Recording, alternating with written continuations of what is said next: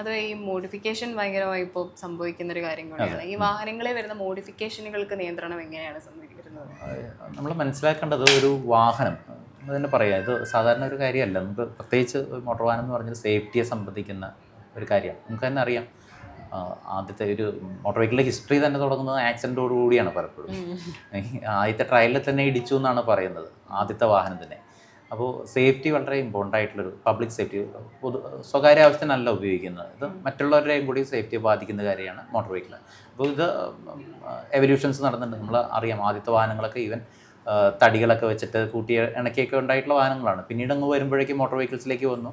അപ്പോൾ അതൊക്കെ സേഫ്റ്റി എന്ന് പറയുമ്പോഴേക്കും പല എവല്യൂഷനിൽ നമ്മൾ പല സ്റ്റാൻഡേർഡ്സും വന്നു. ഇപ്പോൾ മോട്ടോർ വെഹിക്കിൾ ആക്ട് ഈ പറയുന്ന നമുക്കിപ്പോൾ ലേറ്റസ്റ്റ് ആയിട്ടുള്ളത് 1988 മോട്ടോർ വെഹിക്കിൾസ് ആക്ടാണ്. അതിന് മുമ്പ് 39 ആക്ടാണ് ഉണ്ടായിരുന്നത്. അപ്പോൾ അതിൻ്റെയൊക്കെ പൊതുവായിട്ടുള്ള ഉദ്ദേശം എന്ന് പറഞ്ഞാൽ പബ്ലിക് സേഫ്റ്റി ഉറപ്പുവരുത്തുക എന്നുള്ളതാണ്.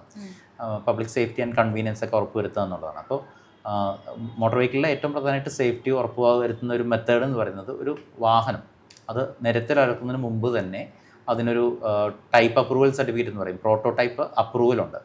അതായത് ഒരു പുതിയ വാഹനം വാങ്ങിക്കഴിഞ്ഞാൽ കേന്ദ്ര മോട്ടോർ വെഹിക്കിൾ ആക്ട്, അതുപോലെ സെൻട്രൽ മോട്ടോർ വെഹിക്കിൾ റൂൾസ്, അതിൽ പറയുന്ന വാഹനത്തിന് വേണ്ടുന്ന സ്റ്റാൻഡേർഡ്സ് ഉണ്ട്, ഗൈഡ് ലൈൻസ് ഉണ്ട്. അപ്പോൾ അതെല്ലാം കംപ്ലൈ ചെയ്യുന്നുണ്ടോ എന്ന് പരിശോധിക്കാനായിട്ട് സെൻട്രൽ ഗവൺമെൻറ് കുറച്ച് അപ്രൂവ്ഡ് ആയിട്ടുള്ള ടെസ്റ്റിംഗ് ഏജൻസികളെ വെച്ചിട്ടുണ്ട്. ഇതൊന്ന് automotive research association of India തുടങ്ങിയിട്ടുള്ള ടെസ്റ്റിംഗ് ARAA എന്നൊക്കെ പറയും, അങ്ങനെയുള്ള ടെസ്റ്റിംഗ് ഏജൻസികളുണ്ട്. അപ്പോൾ നമ്മളൊരു പുതിയതായിട്ടൊരു ഒരു മാനുഫാക്ചർ ഒരു വാഹനം നിർമ്മിക്കുകയാണെങ്കിൽ അതിൻ്റെ വേരിയൻസ് ഒരു പർട്ടിക്കുലർ മോഡൽ കൊണ്ടുപോയിട്ട്, കംപ്ലീറ്റ് ആയിട്ടുള്ള ഒരു മോഡൽ കൊണ്ടുപോയിട്ട് അവർക്ക് ടെസ്റ്റിന് കൊടുക്കും. ടെസ്റ്റിന് കൊടുത്ത് അവർ ഈ പറഞ്ഞ ടെസ്റ്റ് എല്ലാം നടത്തും. ഒന്നായിരിക്കില്ല, ചിലപ്പോൾ ഒന്നിലധികം വാഹനങ്ങൾ കൊടുത്തിട്ട് ഈ ടെസ്റ്റ് എല്ലാം നടത്തിയിട്ട് അതിലെ സ്റ്റാൻഡേർഡ്സ് എല്ലാം, അതിപ്പം നമുക്കറിയാം, ഇപ്പം ഒരു ഓട്ടോമൊബൈൽ മാനുഫാക്ചർ ഇപ്പോൾ ചെയ്യുന്ന പ്രോസസ്സ് എന്ന് പറഞ്ഞാൽ അവരല്ല 100% അതിൻ്റെ മാനുഫാക്ചർ. വാഹനത്തിൽ എന്തൊക്കെ മോഡിഫിക്കേഷനാണ് വരുത്താൻ? ഞാൻ അതിലേക്കാണ് പതുക്കെ പറഞ്ഞു വരുന്നത്. അതായത് ഒരു വാഹനത്തിൽ ഉള്ള ഘടകങ്ങളെന്ന് പറഞ്ഞാൽ എല്ലാം മാനുഫാക്ചർ ചെയ്യുന്ന ഒരാൾ തന്നെയല്ല, അതിന് പല കോമ്പണൻസ് ഉണ്ടാവും. ആ കോമ്പണൻസിനെല്ലാം പല സ്റ്റാൻഡേർഡ്സ് ഉണ്ടാവും. ജനറലായിട്ട് പറഞ്ഞാൽ 2 തരം സ്റ്റാൻഡേർഡ്സാണ് കൂടുതൽ വരുന്നത്. ഒന്ന് നമുക്കറിയാം, ISI എന്ന് പറയുന്നത് ഇന്ത്യൻ സ്റ്റാൻഡേർഡ്സ് ബ്യൂറോ കൊടുക്കുന്ന ISI മുദ്ര ഉള്ള, അപ്പോൾ IS സ്റ്റാൻഡേർഡ്സ് ഉണ്ടാവും. അത് കൂടാതെ AAS എന്ന് പറയും, ഓട്ടോമോട്ടീവ് ഇന്ത്യൻ സ്റ്റാൻഡേർഡ് എന്ന് പറയും.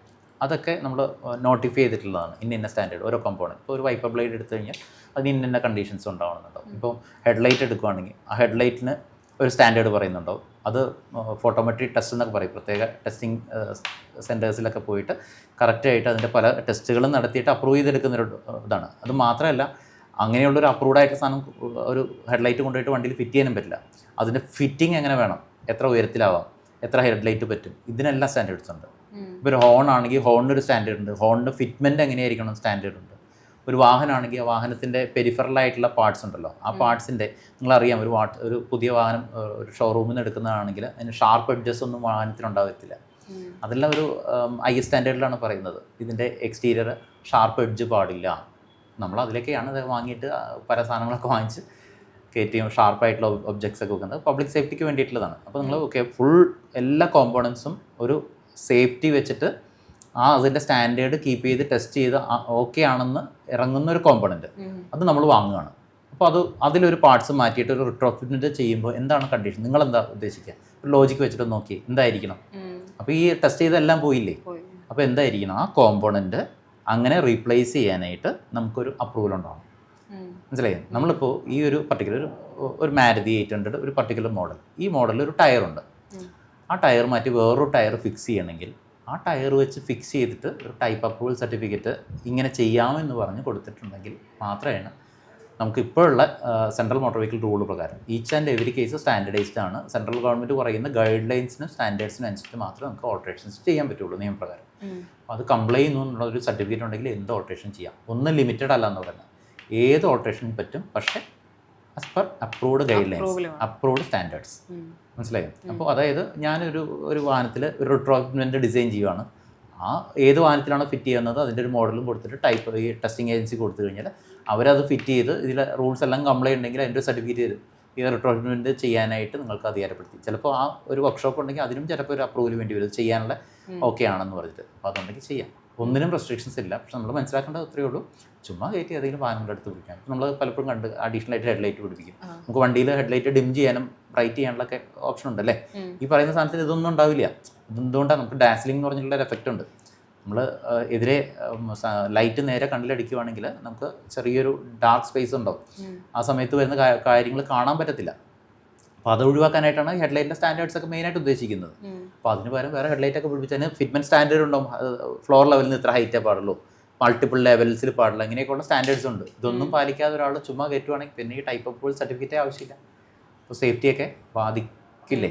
ഇപ്പോൾ ഇത് നമ്മളിത് മൈനോറിറ്റി ആയിട്ട് ആൾക്കാർ, ഇപ്പോൾ ഉദാഹരണമായിട്ട് പറഞ്ഞപ്പോൾ നമ്മൾ പലപ്പോഴും ശ്രദ്ധിക്കാറുള്ള ബൈക്കൊക്കെ വാങ്ങിയിട്ട് സൈലൻസറൊക്കെ പൊട്ടിച്ചിട്ട്, സൈലൻസർ എന്നുള്ള വാക്ക് തന്നെ സൈലൻ്റ് ആക്കുക എന്നുള്ളതാണ്. അപ്പോൾ അതിന് ഇത്ര ഡെസിബിൾ പാടുള്ളൂ പല ടെസ്റ്റുകളും നടത്തിയിട്ടാണ് എടുക്കുന്നത്. മാത്രമല്ല അതിൻ്റെ അകത്ത് പലപ്പോഴും കാറ്റലറ്റിക് കൺവേർട്ടർ എന്ന് പറഞ്ഞുള്ള കൺവേർട്ടേഴ്സൊക്കെ ഉണ്ട്. അതായത് ഇത്തിരി ഡേഞ്ചറസ് ആയിട്ടുള്ള ഗ്യാസ് ഒക്കെ ഉണ്ട്, പോയിസണസ് ആയിട്ടുള്ള ഗ്യാസൊക്കെ, carbon monoxide, unburned hydrocarbon, അതൊക്കെ ട്രീറ്റ് ചെയ്യുന്ന മെറ്റീരിയൽസ് അതിൻ്റെ അകത്തുണ്ടാവും.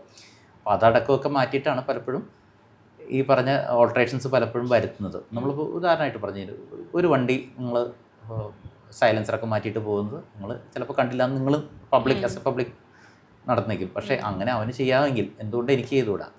വണ്ടിയിലുള്ള എല്ലാവരും ചെയ്യാമെന്ന് വിചാരിക്കാം. എന്തായിരിക്കും ഒരു ന്യൂസൻസ് ഒന്ന് ഇമാജിൻ ചെയ്യാൻ പറ്റും? അപ്പോൾ അത് പെർമിറ്റ് ചെയ്യാൻ പറ്റുമോ?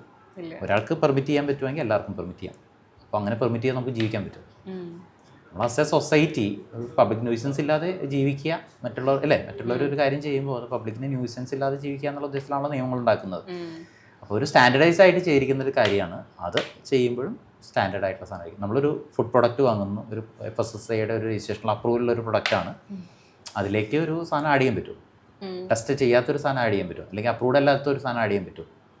തന്നെയാണ് ഓൾട്രേഷൻ ഉള്ളത്. ഓൾട്രേഷൻ ലിമിറ്റഡ് അല്ല, പെർമിറ്റഡ് ആണ്.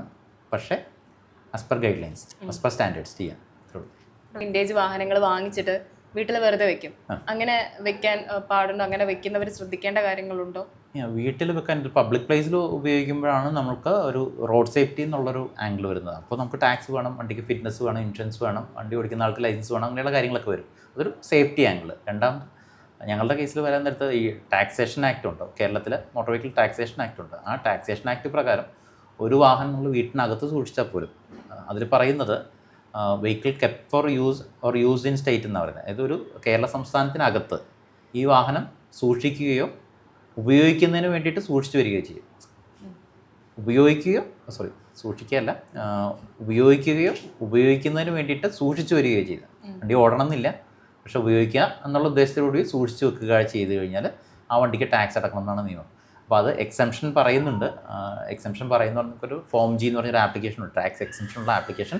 അഡ്വാൻസ് ആയിട്ട് അതിൻ്റെ ടാക്സ് പീരീഡ് കഴിയുന്നതിന് മുൻപായിട്ട് തന്നെ ഓഫീസിൽ തരുവാണെങ്കിൽ നമ്മളത് വെരിഫൈ ചെയ്യും, ഈ വാഹനം ഓടുന്നുണ്ടോ എന്നുള്ളത് വെഹിക്കിൾ ഇൻസ്പെക്ടേഴ്സ് പരിശോധിച്ച് റിപ്പോർട്ട് തരുന്ന മുറയ്ക്ക് ടാക്സ് ആ പീരീഡ് കംപ്ലീറ്റ് ആയിട്ട് ഒഴിവാക്കി കൊടുക്കും. അങ്ങനെയുള്ള വാഹനങ്ങൾ കുറച്ചുണ്ട്, നമ്മളിവിടെ ആപ്ലിക്കേഷൻ കിട്ടാറുണ്ട്. പ്രൈവറ്റ് വാഹനങ്ങൾ തന്നെ ഒരു വീട്ടിൽ തന്നെ ഉപയോഗിക്കാതെ തന്നെ വീട്ടിൽ വളരെ വൃത്തിയായിട്ട് സൈക്കോളജിക്കൽ ബോണ്ടൊക്കെ ഉള്ള വാഹനങ്ങളാണ്.